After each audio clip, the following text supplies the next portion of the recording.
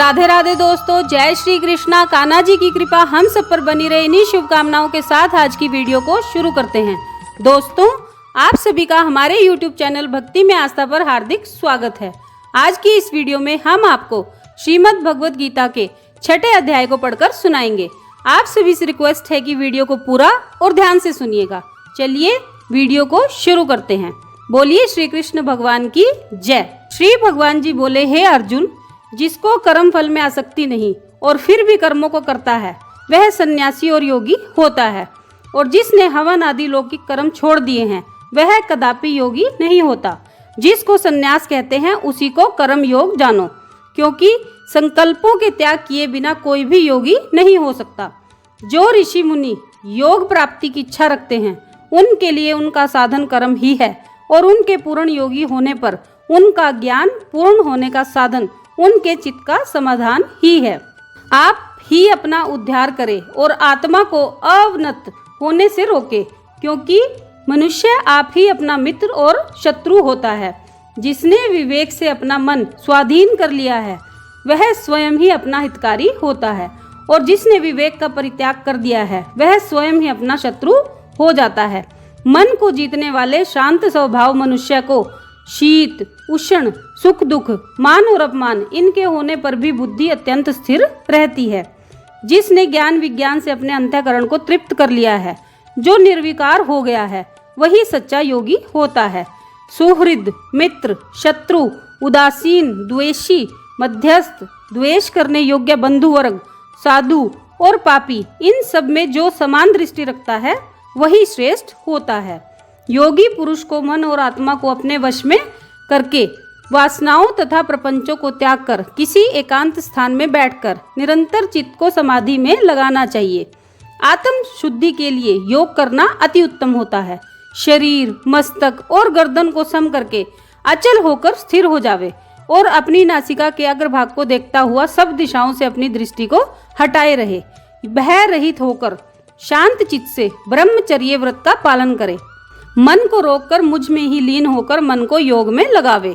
इस प्रकार मन को वश में रखने वाले योगी को निरंतर योगाभ्यास करते हुए मुझ में समर्पित रहने वाले को निर्वाण पद की प्राप्ति हो जाती है। जो अधिक भोजन करता है या अनेक दिन उपवास करता है, जो बहुत देर सोता या जागता रहता है, उसको योग प्राप्त नहीं होता। जो उपयुक्त आहार और विहार करता है तथा कर्मों का योग्य रीति से पालन करता रहता है तथा जो यथा समय सोता और जागता है, योग ऐसे पुरुष का दुख मिटा देता है। तब संयम को प्राप्त हुआ चित्त अपनी आत्मा में स्थित हो जाता है और मन कामनाओं से निवृत्त हो जाता है। तभी योगी मोक्ष पद को पाता है। जिस प्रकार वायु रहित स्थान में रखा हुआ दीपक चलायमान नहीं होता है, उसी प्रकार योगी अपने चित्त को निश्चल रखकर उसका संयम करता है और अंतःकरण की समाधि लगाता है। जिस अवस्था में योगाभ्यास के कारण चित्त का वेग रुककर विषयों से पृथक होने लगता है और जब शुद्ध अंतःकरण से आत्मा को देखकर आत्मा में ही संतुष्ट होता है, जिस अवस्था में वह अत्यंत सुख जो इंद्रियों द्वारा जाना नहीं जा सकता, वरन केवल बुद्धि से ही जाना जाता है, और जब वह योगी अनुभव करता है तो आत्मा स्वरूप में स्थित हो उससे विचलित नहीं होता। इस अवस्था में फिर और कोई लाभ उसे अच्छा नहीं लगता और स्थिर होने पर कोई बड़ा भारी दुख उसको वहां से चलायमान नहीं कर सकता। इस अवस्था को दुख संयोग वियोग कारक नामक योग जानना हो तो योग निर्विकल्प चित्त से निश्चय करके जानना चाहिए। संकल्प से उत्पन्न होने वाला समस्त कामनाओं को त्याग कर और मन ही मन में सकल इंद्रियों को चारों ओर से रोककर धैर्य के साथ बुद्धि को अपने अधीन करके धीरे धीरे विषयों से दूर हटा ले और भली भांति मन को आत्मा में स्थिर करके किसी वस्तु की इच्छा ना करे और चंचल मन जिधर जिधर जाए उधर उधर से उसको हटाकर आत्मा के वश में कर ले।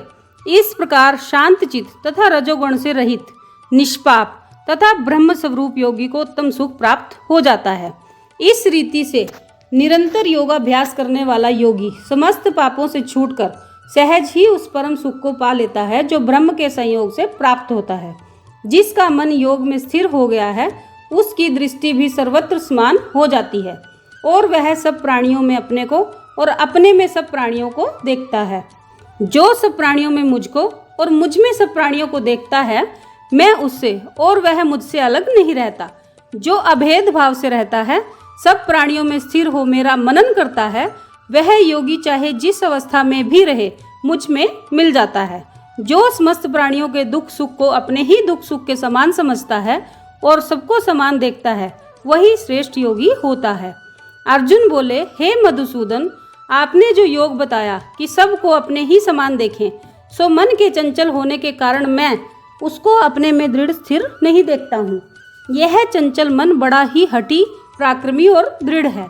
इसको अपने अधीन रखना तो मुझे वायु को बांधकर रखने के समान प्रतीत होता है। श्री कृष्ण ने कहा, हे महाबाहो, इसमें संदेह नहीं कि मन अति चंचल होता है और इसे वश में करना बड़ा ही कठिन कार्य है, तो भी अभ्यास और वैराग्य से इसे वश में किया जा सकता है। जिसका मन वश में नहीं, उसको योग अति दुर्लभ होता है। अर्जुन ने कहा, हे श्री कृष्ण, जिसमें श्रद्धा तो है पर योग प्राप्त करने में सफल नहीं हुआ है, और जिसका चित्त योग से विचलित हो गया है, वह योग सिद्धि न पाने से किस गति को प्राप्त होता है।